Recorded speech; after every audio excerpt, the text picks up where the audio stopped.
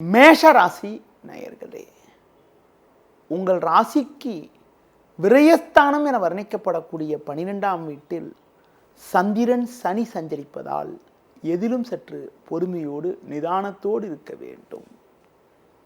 தேவையற்ற அலைச்சல்கள் ஏற்படும்.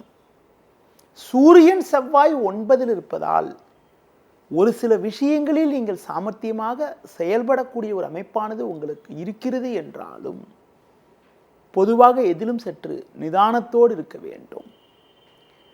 பேச்சில் பொறுமையோடு இருப்பது நல்லது. ஒரு சிலருக்கு தேவையில்லாத பயணங்கள் ஏற்படலாம்.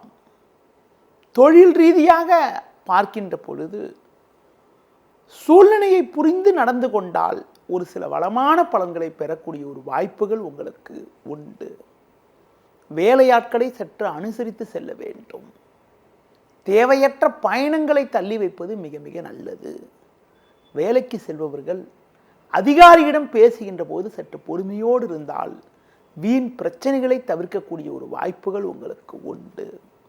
இன்றைய நாளில் ஒரு சில வளமான பலன்களை நீங்கள் பெறுவதற்கு குறிப்பாக கால பைரவரை வழிபாடு செய்வது மிக மிக நல்லது.